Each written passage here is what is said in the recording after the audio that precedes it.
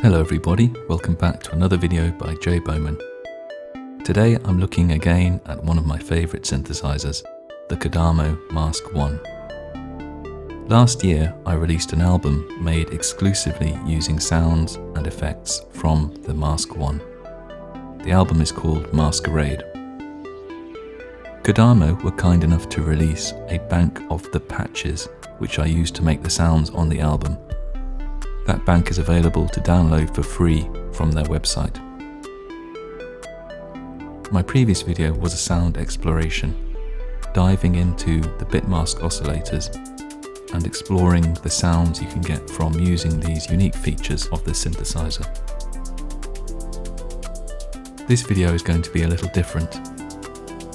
I'm going to take one particular patch from the sounds I used for the album and dissect it. I want to use this patch to show some of the sonic characteristics of this synthesizer. I also want to use it to demonstrate the user interface and how we can quickly and easily manipulate existing patches and come up with new sounds. If that sounds interesting to you, please keep watching, give me a like and a subscribe, and let's get started.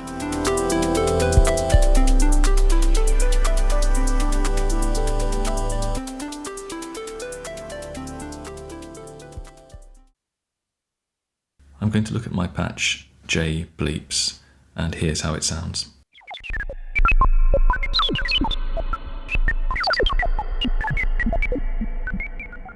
And here's how the patch sounds used in context on my track A Targeted Approach. So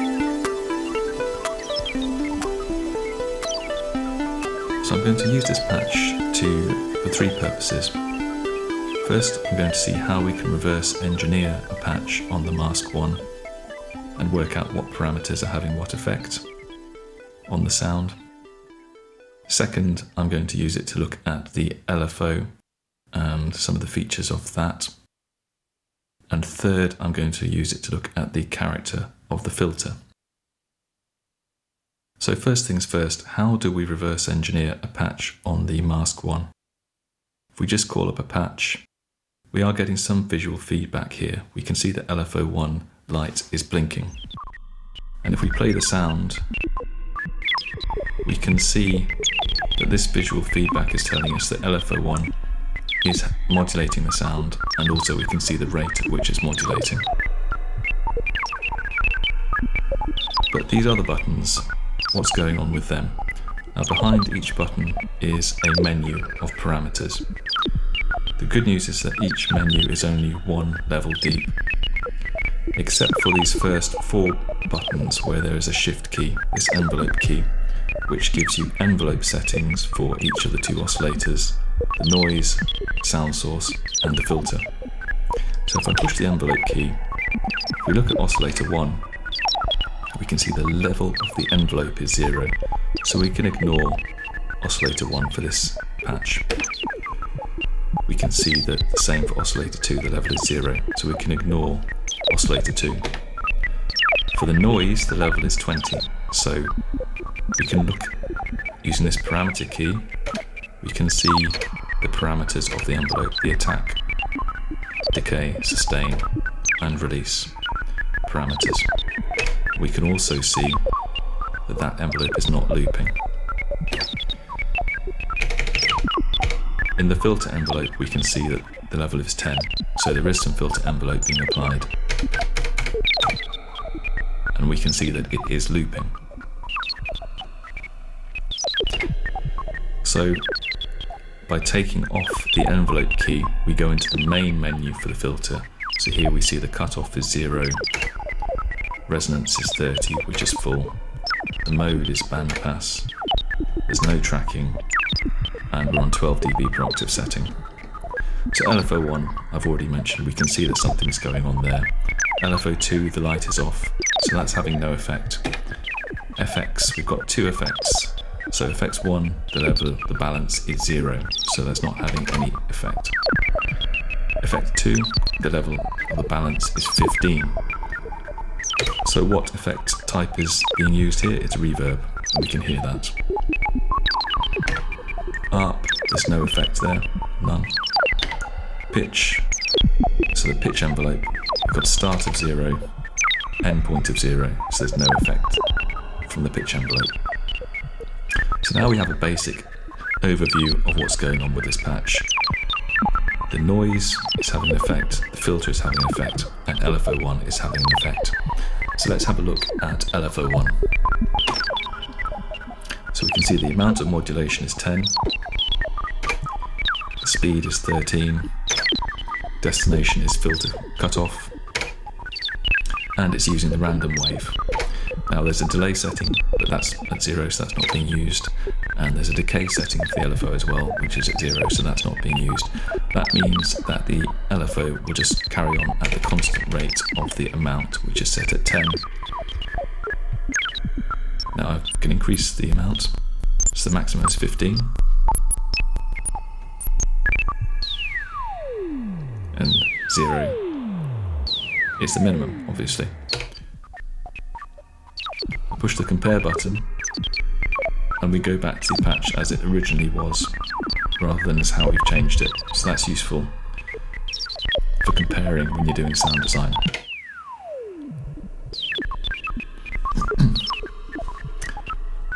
So let's look at the wave. So we've got the random wave here, which you can hear modulating the filter cutoff. Let's try jump.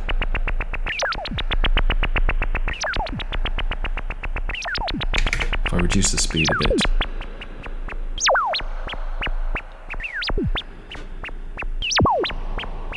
you can hear the difference that makes. We've got step.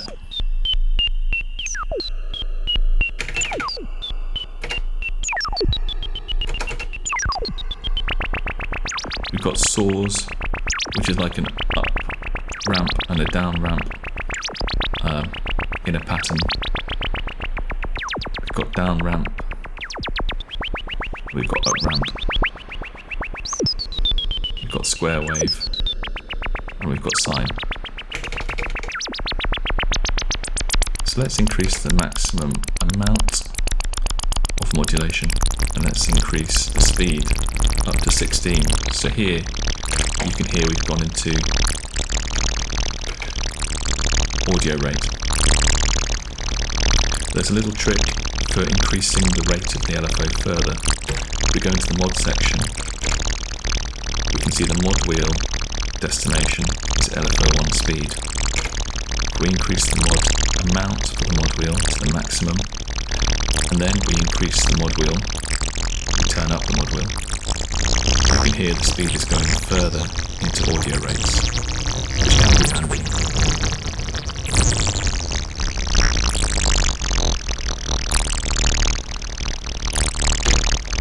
Let's look at a couple of other settings in the LFO. So we've got delay.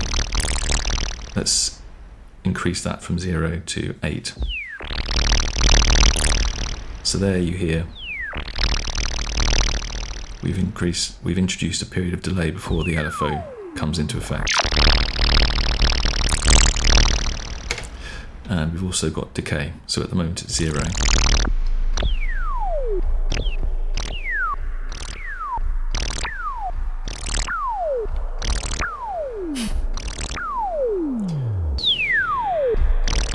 So that means that the LFO will run out essentially after a certain period. So I'll put that at 0 again. So that is the impact of the LFO. Now I'm going to go back to the default patch because now I want to look at the filter. So the cutoff is at 0, and so we can see that the mode being used is the bandpass filter. Let's try some of the other modes. Low pass filter sounds pretty similar. Possibly it's letting through a little bit less of the noise, but it's quite a subtle difference. High pass filter, you can hear clearly is letting through more of the noise. Let's see what happens if we change the cutoff frequency.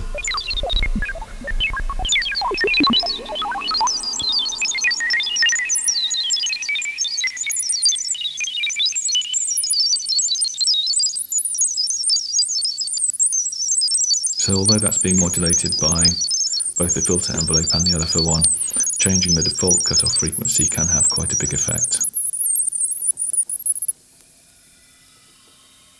Because now we've gone into above hearing range, really.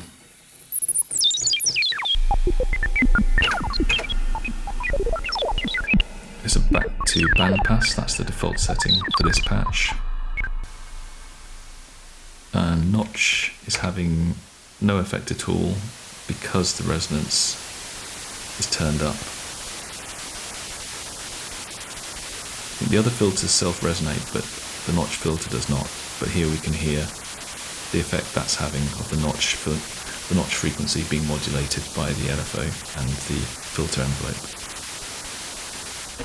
Let's go back to the default, which is band pass. Now at the moment keyboard tracking is at 0, which means wherever I play this sound on the keyboard,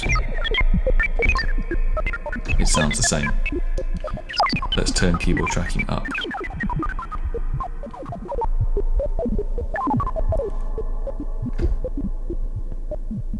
So here, the lower I play it on the keyboard, the lower the default cutoff frequency is. So I play it higher, the sound is higher in frequency.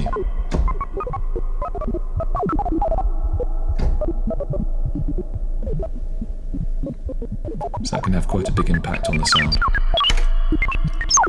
Let's go into the extra features. So here we have the default 12 dB per octave filter. The second option is 24 dB per octave filter. We also then have further options. So each of these options is a 12 dB, the default 12 dB per octave filter, plus a second 12 dB per octave filter at a fixed frequency. So we've got that in low pass mode, and by changing the number of the low pass mode filter, that's reducing the fixed frequency of this second filter, with 7 being the maximum. So there you can hear it's cutting out a lot of the highs at a fixed frequency.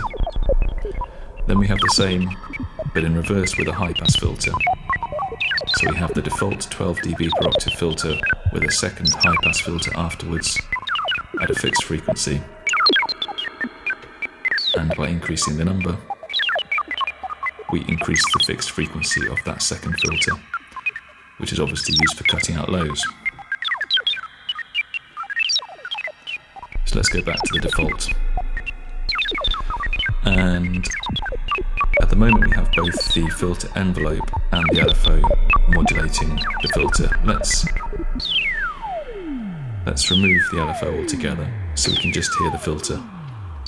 And I'm going to finish this video by just playing with the filter envelope a little bit so we can explore some of the character of this filter at maximum resonance. And I'm going to put it on low pass mode just because I'm most familiar with that, and that's probably the mode most people will use in 12 dB per octave mode. So let's increase the level of the envelope.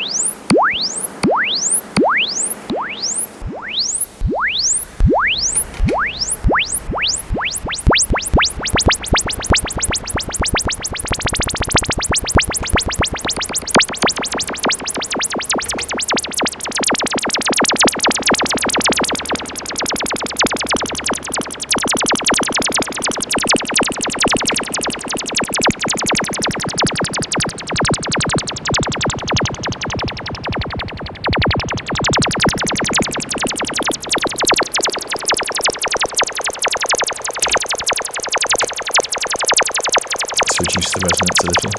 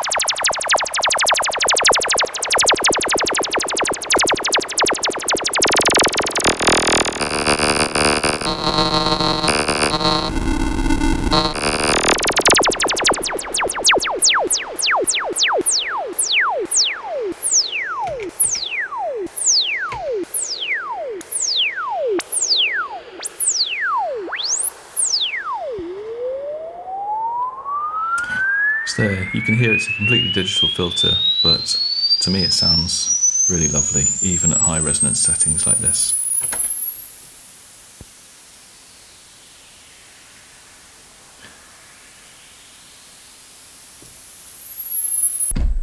So I hope this video has been useful to you.